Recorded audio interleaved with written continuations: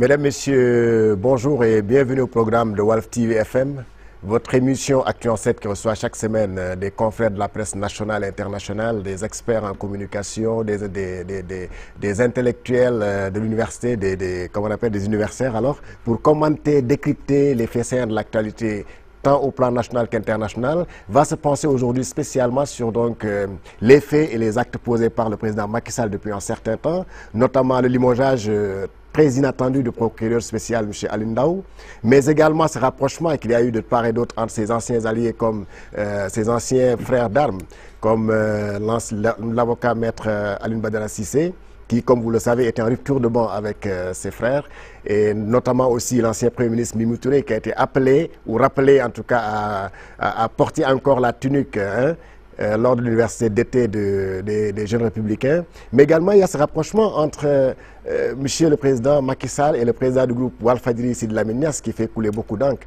Comme vous le savez, donc, le président Macky Sall a reçu le patron du groupe Walfadjri il y a quelques jours. Alors, tout cela participe-t-il à décrypter, à décrisper un peu l'atmosphère tendue, surtout entre le parti au pouvoir et l'opposition, mais surtout la société civile aussi. Un deuxième thème, nous allons parler aussi de ce limogeage très spectaculaire du procureur Alioune Ndao. Alors, qu'est-ce que cela aura comme conséquence sur le procès de M. Karim Wade? Nous, pour parler de tous ces thèmes, nous recevons sur ce plateau M. Pierre Ahmed Ba, il est le directeur de Modernist Intelligence Group. M. Ba, bonjour. Bonjour. Vous êtes un habitué des plateaux de Walf TV de toute façon. Avec lui sur ce plateau, vous avez M. Mam Ngom, il est le rédacteur en chef de la Tribune. M. Ngom, bonjour. Bonjour. Avec lui, nous avons M. Moutban, il est l'administrateur du site internet Mediafrique. M. Ban, bonjour. Bonjour. Alors, je vais me tourner vers le spécialiste, lui, Pierre Ahmed Ba, qui a l'habitude de décrypter en tout cas les signaux ou les gestes du pouvoir. Alors, comment analysez-vous l'espace d'un mois que le président ait posé beaucoup d'actes? Comment vous les analysez? Il a rappelé l'ancien ministre des Affaires étrangères, maître Alioune Badara Cissé, lors de l'université d'été de l'APR, de la COJER. De la même manière, il a fait en appel du pied à l'ancien Premier ministre, Mme Aminata Touré. Il a limogé le procureur spécial, qui en tout cas était quelque part la pomme de discorde entre l'APR et l'opposition, notamment le PDS. Et récemment, il vient de recevoir Sidi Lamine Niasse. Est-ce que tout cela participe d'une volonté de décrisper un peu les relations?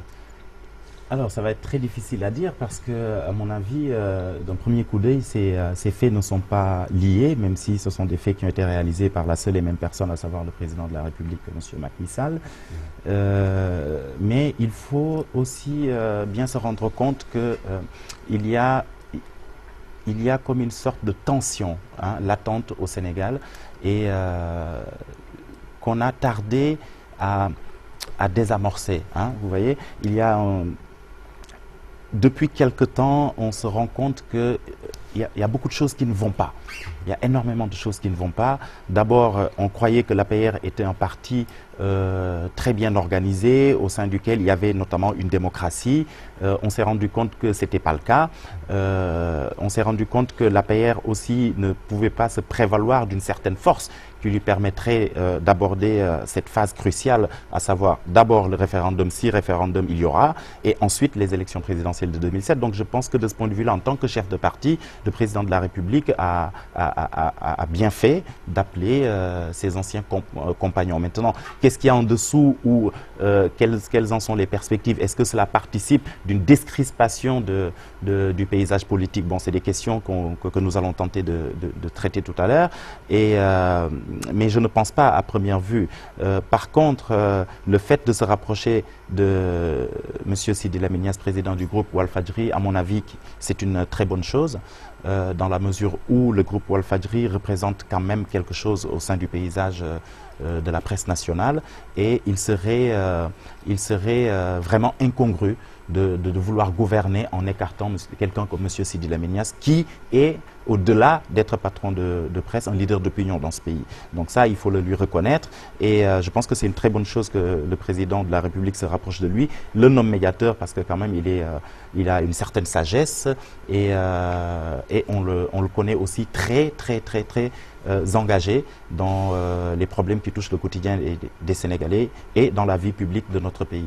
Donc je pense qu'à ce niveau-là, c'est une bonne action. Maintenant, reste à savoir quel en sera ou quels en seront les effets fait d'ici quelques jours.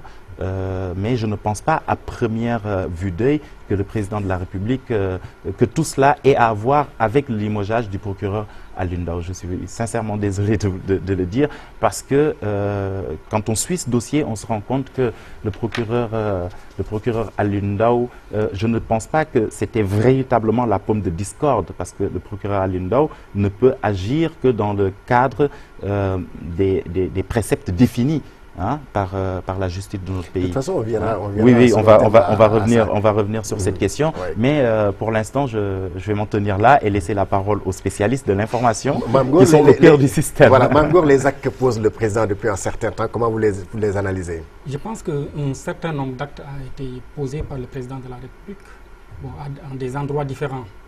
En ce qui concerne l'appel de ABC, Alioune Badara Cissé et l'ancien Premier ministre. L'ancien Premier ministre Mimi Touré, c'était au cours d'une rencontre des jeunes de son parti.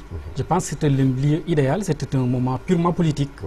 Et puis, il y a un acte, il a fait appeler, d'ailleurs c'était prévisible, parce que déjà, ABC était là-bas et il savait que Macky Sall allait lui tendre la main. Je pense qu'ils ont bien joué et puis ils ont pu scénariser ça de telle sorte que les gens ont pensé que c'était spontané. Mais tant mieux, parce que ça dénote aussi d'une certaine flexibilité.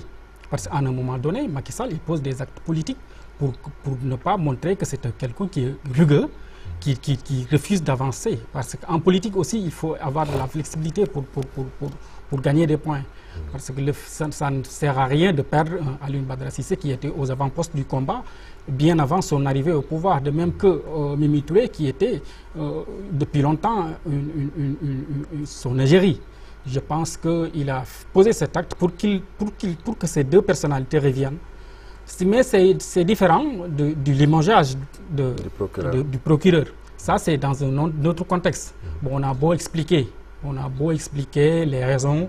On ne comprend pas, parce que le fait de le limoger de manière si spectaculaire, ça veut dire qu'il y a un problème.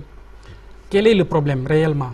Est-ce qu'on peut se suffire des explications qu'on nous a fournies?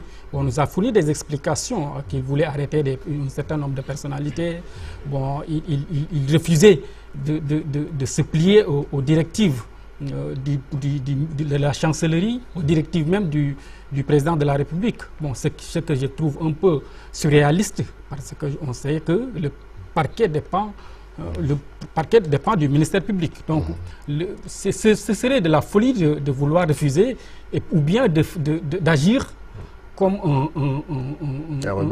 rebelle, alors qu'on sait réellement qu'on n'a pas ce pouvoir décisionnaire, on n'a pas ces coups de franche pour pouvoir aller prendre des décisions à toi seul.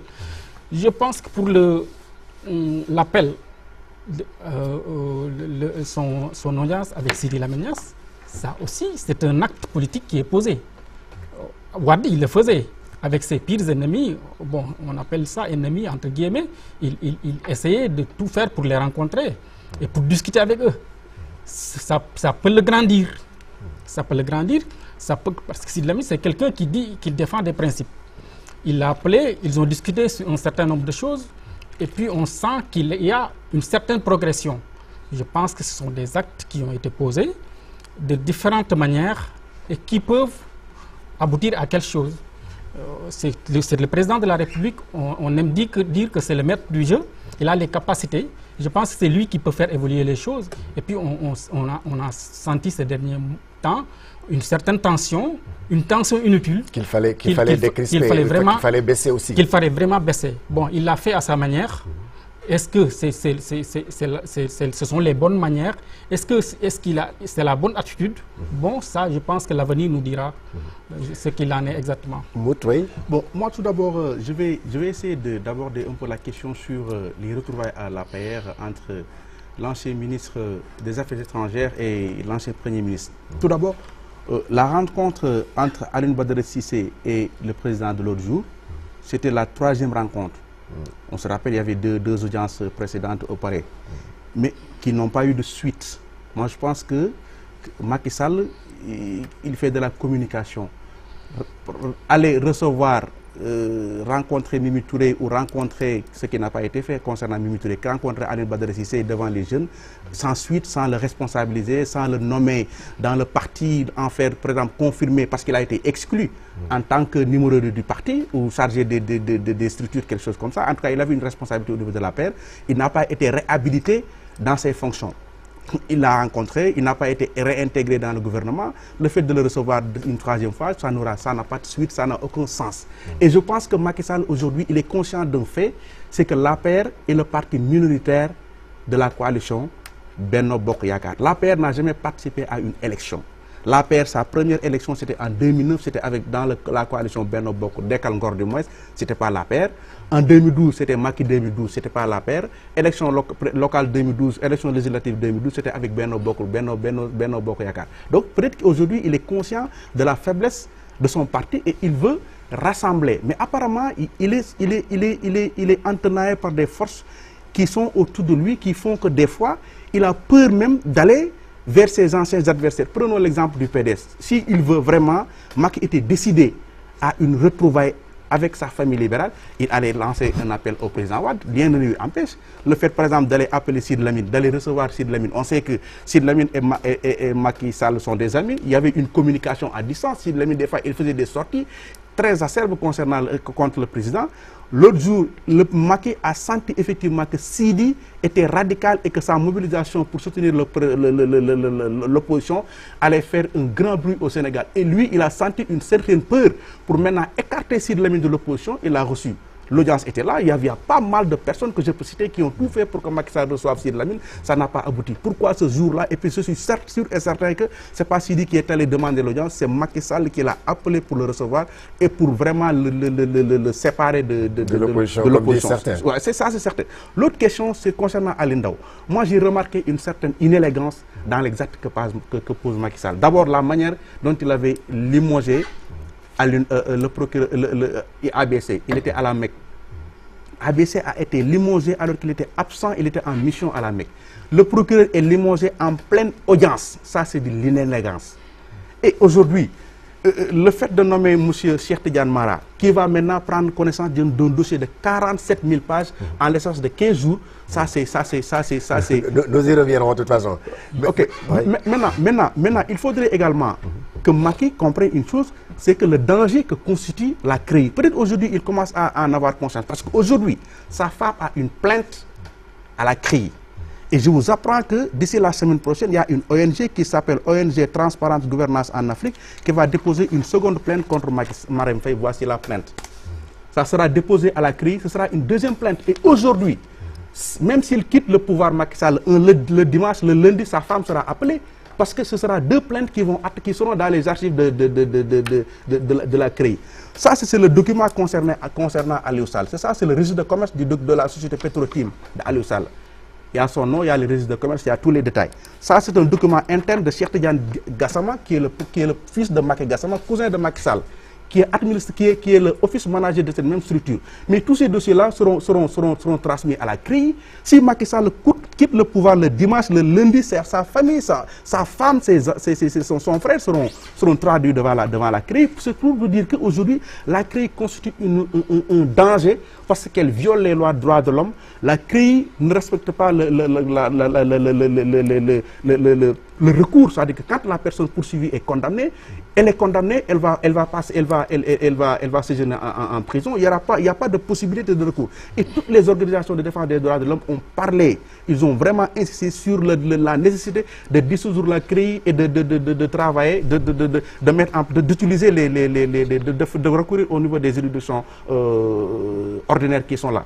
Il n'a pas voulu le faire. Il a activé la CREI. L'autre jour, sur Jeune Afrique, il a dit qu'il est disposé à réformer la CREI. Les gens ne vont pas accepter que cette CREI qui a condamné Karim Wade, cette CREI qui a condamné les Aïda Diong, les Abdou Aziz Diop, soit réformée pour protéger sa famille. Les gens ne vont pas l'accepter. Il faut que maintenant que le vin est tiré, il faut le boire. Il faut que maintenant qu'il prenne toute sa responsabilité devant cette situation-là avec sa CREI qu'il a ressuscité. Alors, M. Ba, pour certains observateurs, quand Macky Sall pose certains actes, ça entre en droite ligne de l'organisation du sommet de la francophonie, puisqu'il reçoit une cinquantaine de chefs d'État. Il voudrait quand même que tout le monde mette la main à la pâte pour la réussite de ce sommet-là. Et c'est pourquoi, voilà, il ne veut pas que ce sommet-là soit tenu dans beaucoup de divergences ou bien dans des querelles. D'ailleurs, c'est l'interdiction de manifester entre dans ce cadre-là.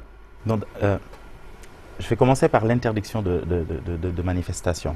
D'abord, qui a été démenti par le gouverneur. Voilà, qui a été démenti par le gouverneur. Et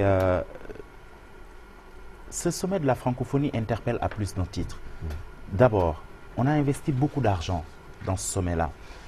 C'est Macky Sall lui-même qui nous parle de rupture. Hein? C'est Macky Sall qui nous a parlé de la bourse, de la bourse familiale. C'est Macky Sall qui nous a parlé en fait d'un certain nombre de choses qui relèvent de la politique socialiste pure. Hein? Donc, et c'est ce même Macky Sall là, pendant qu'il y a d'autres urgences au Sénégal, hein, pendant que les Sénégalais ont besoin de tout et il manque de tout, c'est ce même Macky Sall qui va prendre 53 milliards, qui va mettre 2 milliards à l'aéroport pour recevoir des chefs d'État pour un sommet de la francophonie dont on nous dit que c'est un sommet d'échanges culturels, etc., etc. Mais nous savons très bien ce qui se passe. Les entrepreneurs français en Afrique ou dans l'espace francophone, c'est des gens qui ont un syndicat. C'est-à-dire aujourd'hui, nous avons comme l'impression que nos chefs d'État n'ont pas encore compris et n'ont pas encore pris la mesure, hein, du moment historique au sein duquel nous nous trouvons. Parce que il y a bien longtemps qu'on nous chante que nous sommes indépendants, mais en réalité, le sommes-nous véritablement? Quand on n'est pas capable de réparer un tuyau à Kermamarsar, par exemple, quand on n'est pas capable de fournir correctement l'eau et l'électricité à sa population, quand on n'est pas capable d'assurer aux jeunes qui sortent de l'université, qui ont des diplômes, un emploi, quand on n'est pas capable d'assurer toutes ces choses-là, pourquoi organiser un sommet de la francophonie? Pour faire quoi? Recevoir des chefs d'État, on dirait un petit royaume de sentiments au sein duquel chacun va se laisser aller à ses propres, comment je vais dire ça, à ses propres envies. Non, je pense que le sommet de la francophonie est de trop, d'abord. Je pense ensuite que le centre de conférence qu'ils ont organisé à Diamniadio est de trop. On aurait pu mettre cet argent-là dans un des hôtels de la place. Ça aurait permis d'organiser le sommet sur place, de ne pas dépenser énormément d'argent en logistique, transporter les gens de Dakar à Diamniadio, etc., etc. Donc tous ces faux frais-là auraient pu être soustraits, hein, du budget. Et je pense aussi que si le président Macky Sall pense qu'il arrivera un jour au Sénégal à faire l'unanimité, il se trompe. Même Dieu ne fait pas l'unanimité. Mais il peut créer les conditions. Il peut créer les conditions d'une unité et d'une union sacrée autour de ce qu'il veut. Non, mais s'il le fait, ça va être sournois. Je veux dire, un chef d'État, le président de la République, qui est le président de la République du Sénégal, qui préside aux destinées des Sénégalais, n'est pas quelqu'un qui doit se donner à ce genre de jeu. C'est-à-dire qu'il doit poser des actes sans pour autant y croire. S'il va voir Sidi Lamine Niasse, tout simplement parce qu'au-delà du sommet, au-delà du 29 novembre, ils seront encore à couteau tiré, il se décrédibilise. Et je pense que Sidi Lamine Niasse lui-même est assez sage, assez expérimenté pour ne pas l'accepter.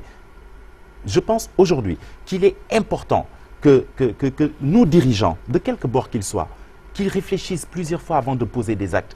J'ai entendu Sidi Lamine Niasse dire la dernière fois qu'il faut y aller avec des pierres, comme l'avait dit Moustapha Niasse. Quand Moustapha Niasse disait cela, il ne pensait pas peut-être qu'un jour, il serait de l'autre côté de la barrière. Aujourd'hui, il est de l'autre côté de la barrière et voilà qu'un acte qu'il a posé il y a bien longtemps revient lui tomber dessus. Il faut que le chef de l'État et tous nos dirigeants politiques se rendent compte qu'ils sont des responsables. Ils sont des leaders d'opinion. Donc, quand ils posent un acte, il faut qu'ils y réfléchissent et il faut qu'ils se rendent bien compte qu'un jour ou l'autre, cet acte reviendra se mettre devant eux. Donc, quand le président Macky Sall, je suis d'accord qu'il veuille instaurer le dialogue politique, mais on ne peut pas instaurer le dialogue politique dans ce pays-là en excluant les forces vives de cette nation-là. On ne peut pas exclure le PDS. On ne peut pas mettre l'épée de Damoclès sur chaque leader du PDS aujourd'hui et prétendre vouloir décrisper la situation. On ne peut pas se prononcer en tant que président de la République sur une manifestation que va organiser un parti d'opposition et prétendre vouloir décrisper la situation. Maintenant, quand le gouverneur recule, en fait, il ne recule pas, il a dit qu'il n'a jamais interdit cette manifestation. Est-ce que ce n'est pas une volonté aussi en tout cas, de baisser la tension chez les organisateurs de cette manifestation? Oui. D'abord, Il y a lieu de se demander d'où provient cette information-là. Était-ce un ballon de sonde? Certainement. Était-ce de l'intoxication de la part de l'opposition? On ne sait pas. En tout cas, il n'y a jamais eu d'arrêté. Par contre, ce qu'il y a eu, c'est que le chef de l'État s'est prononcé. Le ministre de l'Intérieur également. Ils se sont prononcés sur ces questions-là. Attention. Et c'est là où c'est dangereux. Vous savez pourquoi? Parce que le chef de l'État manque de jouer un rôle. C'est-à-dire le rôle du personnage qui se met au-dessus de la mêlée et qui laisse les autres dans la mêlée. Et ce n'est que de cette manière qu'il peut être le président de tous les Sénégalais.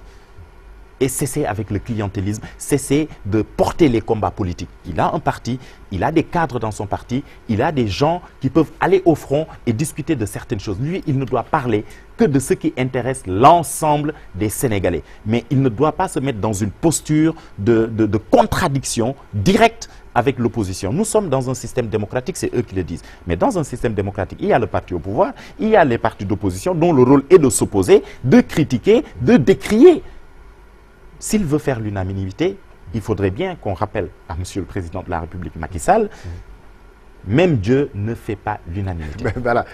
Oui, Mamgour, est-ce que le sommet de la francophonie est actuellement dans la ligne du président? Il veut le réussir à tout prix. Et apparemment, il veut que tout le monde mette la main à la pâte, écarter, taire un peu les divergences le temps que le sommet passe. Je pense qu'il veut le réussir à tout prix et il peut le réussir parce qu'il n'y a rien d'extraordinaire. Nous, au Sénégal, on a organisé toutes sortes de sommets ici au Sénégal. Et puis, ça ne pose pas problème. Pour les manifestations et autres, je pense, comme le disait un brillant éditorialiste français, à la suite de la seconde alternance, le Sénégal, c'est une fable démocratique.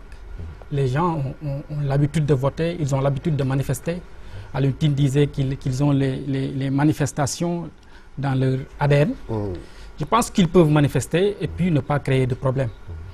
Ce n'était pas la peine. Je pense que le gouverneur lui-même, il est dans un jeu qu'il ne maîtrise pas.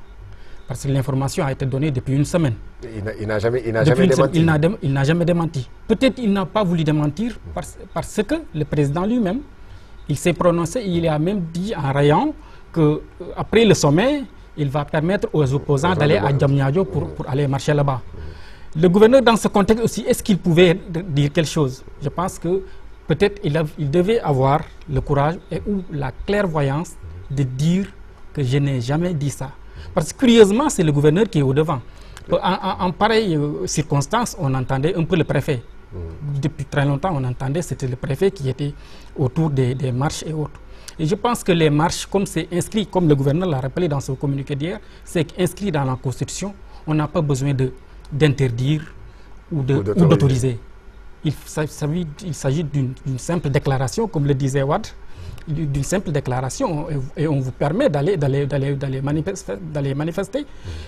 Ils seront mis devant leurs responsabilités. Ils seront assez responsables pour ne pas casser ou bien pour ne pas être infiltrés pour créer des dégâts. Je pense que le PDS et tous les partis satellitaires qui sont autour, ils sont assez responsables, ils ont été au pouvoir, ils savent qu'il y a des dangers, qu'ils peuvent être manipulés ils peuvent être infiltrés par des gens qui n'ont rien à voir avec eux et qui peuvent créer des problèmes. Je pense qu'ils vont prendre les responsabilités, faire le meeting convenablement, être encadrés par les forces de sécurité et puis les vaches seront bien gardées parce qu'il n'y a aucun problème. Je pense qu'au-delà du 21 novembre, le Sénégal va continuer de vivre, d'exister, et puis on fera le fameux sommet de la francophonie. Bon, je pense qu'il serait un peu inutile de vouloir revenir sur la hiérarchisation des priorités de nos dirigeants. Je pense que ça, on en a tellement disserté. Bon, et puis, bon, souvent, eux-mêmes, ils ne maîtrisent pas ça. Des fois, ils le font, mais ils ne savent pas exactement. Leurs actes ont été dictés en haut lieu ou ailleurs. Je pense que pour ce cas de la francophonie, il faut plus de sérénité. Le gouverneur, il a sorti un communiqué pour démentir. Je pense que ça, c'est un acte pour dire que la marche est autorisée. Voilà, justement, Ban, est-ce que cette sortie du gouverneur ne participe pas à apaiser un peu le climat tendu parce que l'opposition était sur les nerfs? Avec ou sans, nous allons marcher, nous allons manifester parce qu'il s'agit d'un meeting. Alors, subitement, il y a le gouverneur qui sort de sa torpeur et dit que je n'ai jamais pris de décision d'interdire. Est-ce que ça, ce n'est pas une porte de sortie pour dire que voilà, on ne nous a jamais rien interdit? C'est une porte de sortie, mais c'est également, moi j'ai remarqué qu'il y a une cacophonie au sommet de l'État. Si nous regardons les faits chronologiquement, c'est le journal Libération, dirigé par mon ami Cheikh Mbacké Guissé, qui a sorti l'information. Cheikh Mbacké Guissé, qui le connaît, c'est un journaliste très sérieux, qui a des réseaux, qui a des sources. Et ce journal-là était dirigé avant par Yaham Bay. Il a les moyens d'appeler Yaham pour vérifier. Moi, jusqu'à preuve du contraire, je crois fortement à cette information, publiée par le journal Libération. Après quelques jours, c'est le ministre de l'Intérieur, lors de l'incinération de la drogue au niveau des Mamelles, a confirmé qu'il n'y aura pas de manifestation.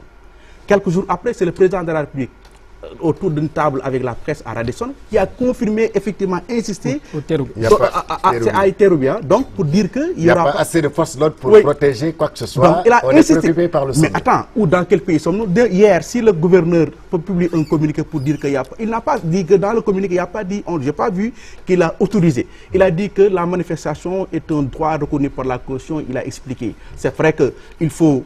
Il faut griller quelqu'un. Ils ont proposé hiérarchiquement de griller le procureur, le gouverneur, pour protéger le ministre et le président de la République. Mais tout le monde sait que le gouverneur... Qui s'était déjà prononcé sur Bien la sûr, situation. donc il faut qu'on arrête. Ils ont reculé.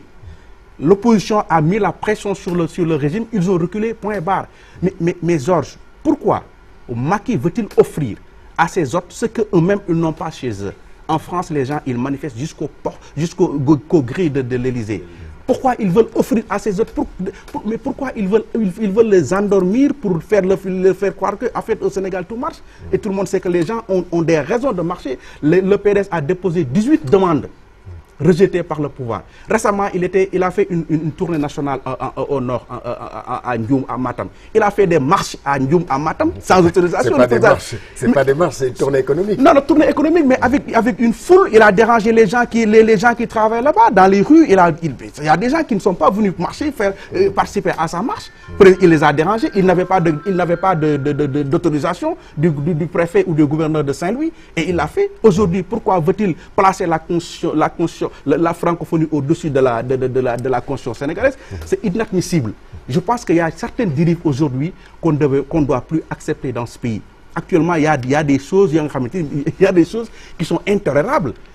Le régime, il y a des dérives et que je pense aujourd'hui, l'opposition, le front patriotique et pour la défense de la République a bien fait de maintenir la pression pour vraiment avoir de ce qui lui revient de droit, c'est-à-dire d'aller tenir son meeting paisiblement.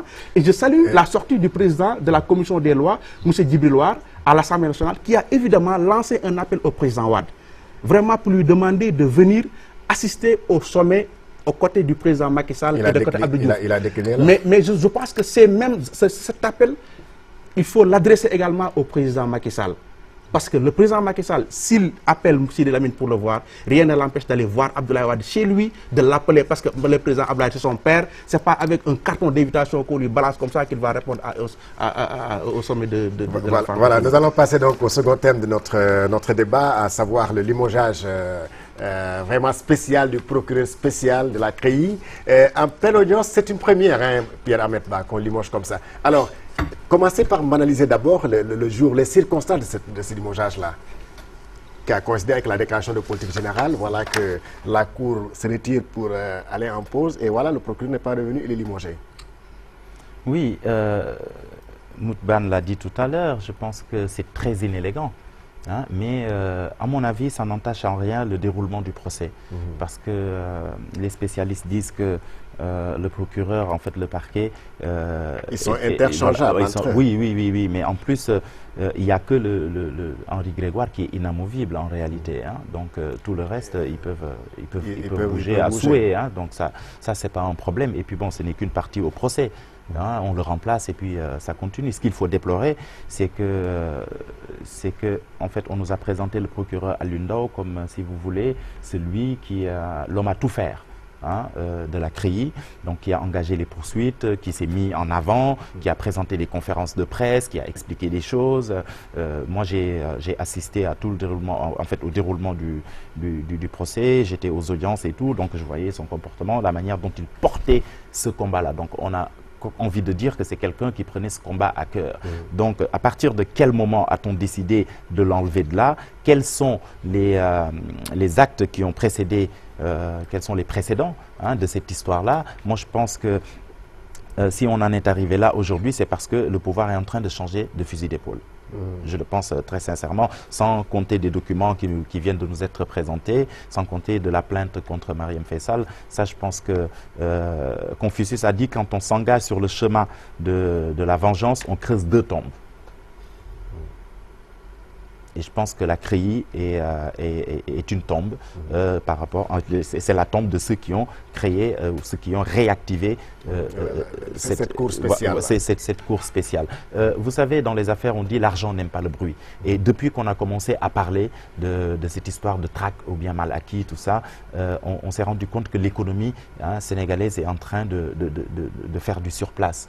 Hein, donc moi je pense que ça a été une très mauvaise idée, je l'ai soutenu ici, ailleurs et pendant longtemps ça a été une très mauvaise idée et je persiste encore à dire que la CREI est une très mauvaise idée, mais ce n'est pas pour autant que la procédure qui a déjà été enclenchée ne doit pas aller jusqu'au bout. D'abord parce que par devoir de vérité par rapport à nous-mêmes, par rapport à nos gouvernants, par rapport à Karim Wade qui aujourd'hui est en détention, mais aussi parce que c'est une question d'honneur. C'est une question d'honneur. Je pense que le président Macky Sall, en réactivant la CREI, pensait bien faire. Si à l'arrivée, on se rend compte que les résultats risquent d'être autre chose, il faut rectifier. Alors, le procureur Alioune Ndao est parti. Nous allons attendre de voir, parce que ça ne sert à rien de tirer sur le pigeon pendant qu'il est encore en vol. On va attendre que le pigeon atterrisse pour voir quels sont les actes, les premiers actes. Je pense que c'est ça qui va être déterminant. Les premiers actes que le nouveau procureur va poser. Hein? C'est ça qui nous permettra de voir effectivement... Mame Gor, est-ce que quelque part, M. Alioune Ndao n'a pas été victime un peu de son caractère jusqu'au boutiste, pour ne pas dire son inflexibilité dans ce procès-là? On sait qu'avec Mimi Touré, qui était en tout cas la pièce maîtresse de ce procès, Karim Wade est parti, et que celui qui l'a remplacé, l'actuel ministre de la Justice, c'est un droit de l'homiste après tout. Est-ce que quelque part, ça n'a pas joué sur le limogeage de Ndao? Bon, c'est fort possible, mais je pense que M. Alioune Ndao a été choisi. Et bien choisi, il connaissait ses qualités et ses défauts. Ils l'ont pris à un moment donné parce qu'ils pensaient peut-être que c'était un baroudeur, quelqu'un qui était prêt à aller jusqu'au bout. Et puis il le faisait jusqu'ici. Et puis il applaudissait tous. Mais ce n'est pas à partir d'aujourd'hui qu'on le jette en pâture, ou bien qu'on essaie de le diaboliser pour dire qu'il était ceci ou cela, qu'il tenait tête au président de la République. Je pense que ça, c'est de la folie quand même, Alioune Ndao. Est-ce qu'il est assez fou pour tenir tête au président de la République? Un procureur, est-ce qu'il est... Tenir tête au ministère de la Justice. Alors qu'il sait nettement que lui, il ne peut pas faire grand-chose sans eux. Il n'a aucun pouvoir qu'il suive d'une simple signature. Je pense que ça, c'est de la folie. Et puis, c'est un peu lui faire un mauvais procès quand même. Parce que lui, dans tous les cas, je ne reviens pas sur le débat sur la légitimité de la CREI ou bien. Le fait de rendre compte, c'est un principe. Et puis, nous sommes ici pour défendre des principes, comme à l'image de tous les républicains. Je pense que quand quelqu'un a servi et est au pouvoir, et puis qu'il quitte le pouvoir, il doit rendre compte. Il doit rendre compte. On a mis au goût du jour la CREI. Certains disent que c'est une juridiction exceptionnelle qui crée beaucoup de problèmes. Mais au-delà de ce débat, qui est un peu du juridisme, parce que les Sénégalais ne comprennent pas. Le Sénégalais lambda ne comprend pas. Le Sénégalais lambda, ce qu'il comprend bien, c'est quelqu'un qui a dilapidé l'argent du pays, comme le voleur qui a volé dilapidé. Oui, quelqu'un qui a dilapidé. Si est vrai qu'il a dilapidé l'argent du pays, il doit payer. Comme quelqu'un qui a volé un bœuf, il doit être emprisonné. Je pense que ça, c'est le principe. C'est aussi simpliste que ça. Bon, il y a le débat autour de la CREI, c'est légitime, c'est pas légitime, ça c'est un autre débat, un débat de juristes. Que moi, peut-être qui ne suis pas juriste, et que je ne comprends pas, moi, je ne comprends pas, je comprends pas grand-chose. Bon, les gens entendent certaines choses, j'essaie de comprendre, mais je ne comprends pas le fond du dossier. Donc, Alioune Ndao aujourd'hui, quand on le prenait, certains disaient que même c'était une concurrence, parce qu'il y avait d'autres qui voulaient être procureur spécial. Mais il a été choisi parmi tant d'autres. Parce qu'on a beaucoup de grands juristes au Sénégal, on a beaucoup de grands magistrats au Sénégal, mais on a choisi Alioune Ndao. À un moment donné, il s'est donné à fond, il a fait une conférence de presse spectaculaire. Même le jour de la conférence de presse, bon, il y avait des écarts un peu sur la communication. Mais on disait, bon, peut-être ce n'est pas son domaine, parce que c'est pour cela qu'il a fait certains écarts. Mais aujourd'hui, il ne faut pas attendre aujourd'hui. D'ailleurs, la manière dont il a été limogé, dans la forme, c'était pas bien. Même l'Union des magistrats du Sénégal l'a dénoncé. Et je pense qu'il y avait une autre manière, plus sage, de le démettre et de le remercier. Voilà, Ban, j'ai envie de vous dire, alors, maintenant que l'accusateur principal de Karim Wade a été limogé, est-ce qu'on peut s'attendre à ce que le procès tourne en faveur de Karim? C'est impossible, Georges. La CREI, c'est une fabrique de prisonniers. Personne ne sort libre de la CREI. Ce n'est pas possible. Quelle que soit la situation, quel que soit le procès, même si Karim n'a rien fait, il sera condamné. Ah bon, parce que, non, attends, si.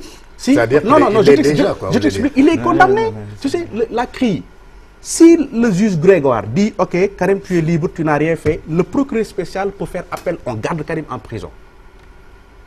Si le Grégoire dit, Karim, on te condamne 5 ans, Karim ne peut pas faire appel. Par A ou par B, il va rester en prison. Si le juge dit Karim, tu n'as rien fait, tu rentres, le procureur spécial va faire appel, on retient Karim.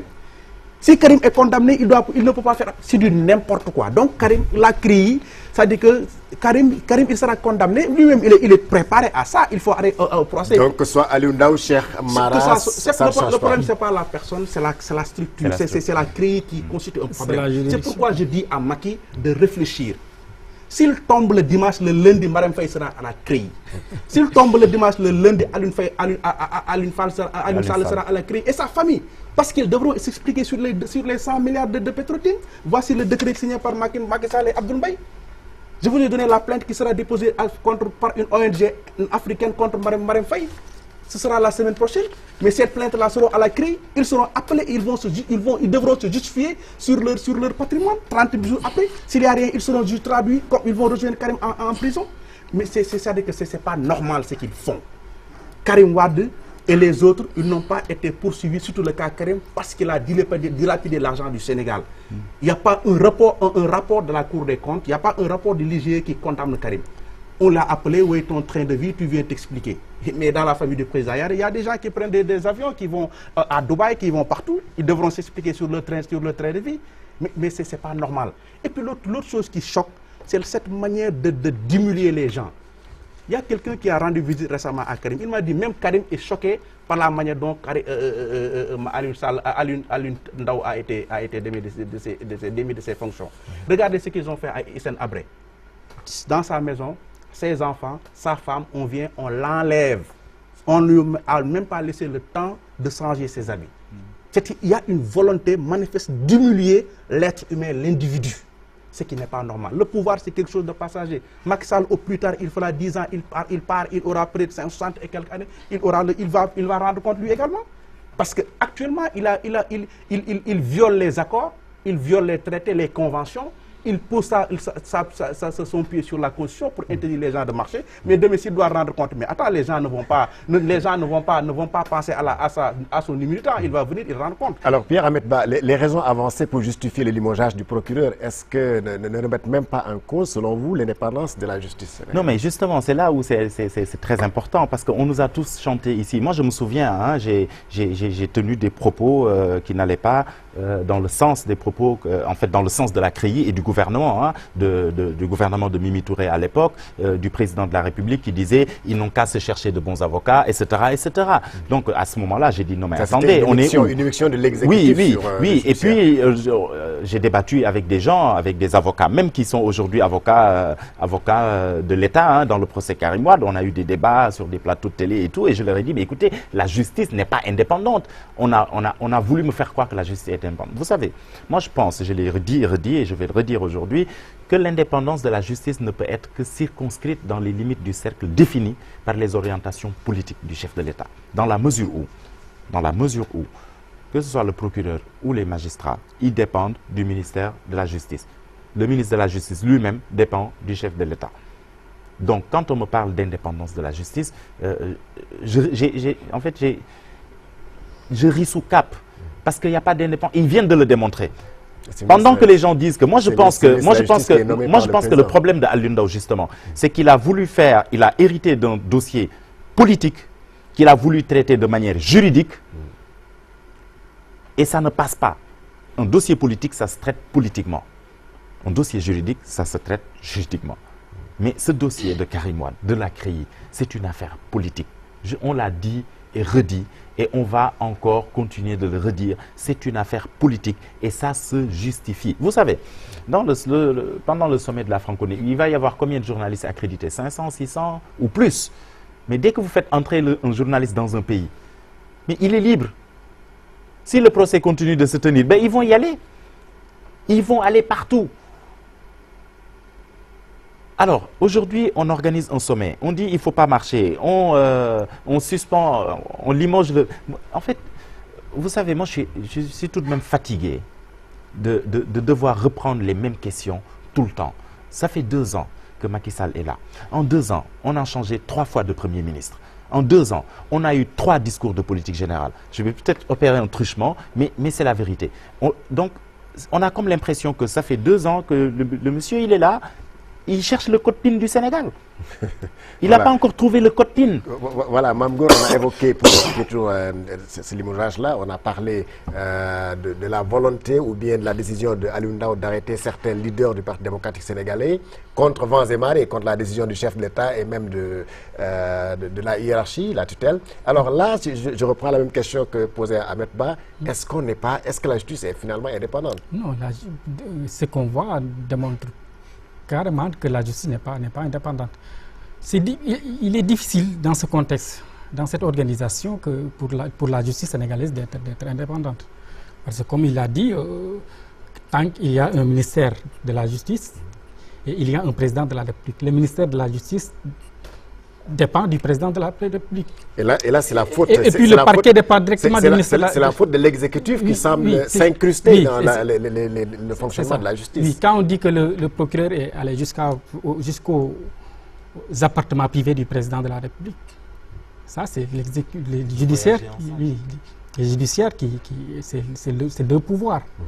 Il ne devait pas avoir ce genre de connexion normalement, en temps normal. En tant que, si on parle d'indépendance au sens vrai du terme. Et ce qui me gêne dans tout cela, c'est quand on dit que le procureur a été limogé parce qu'il voulait convoquer certains membres du Parti démocratique sénégalais, certains gros bonnets, et puis leur convocation pourrait créer des troubles à l'ordre public, la tension et tout ça. Je pense que c'est de faux problèmes. Si le procureur se base sur des dossiers solides, sur des preuves tangibles, il peut convaincre n'importe qui parce que c'est eux-mêmes qui ont dressé leur liste. Ils ont mis 8 personnalités à arrêter depuis. Le procureur, lors de sa première conférence de presse, il a cité 8 personnalités de l'ancien régime qui devaient être mises en demeure.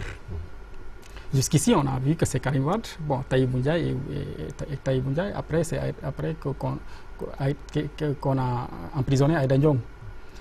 Mais apparemment, il veut rectifier. C'est la rectification. Certains députés ont perdu leur immunité parlementaire. Certains députés ont perdu leur immunité parlementaire. Entre-temps, Abdoulaye Baldé est devenu maire, Omar Sarr est devenu maire. Bon, ça devient plus compliqué. Présentement, le procureur ceux qui parlent de dossiers politiques n'ont pas tout à fait tort. Le procureur, lui, il s'est dit, d'après les explications, parce que c'est eux qui donnent les explications, les raisons du limogeage de Alioune Ndao. Le procureur, il a dit, lui, qu'il s'en fiche. Il va faire son travail convenablement, comme il l'entend. C'est alors qu'on l'a décapité et puis il est parti. Voilà, merci. Malheureusement, le temps est terminé. Merci à vous, chers invités. Action 7 recevait aujourd'hui donc M. Pierre Ahmed Ba, qui est le directeur de Modernis Intelligence Group.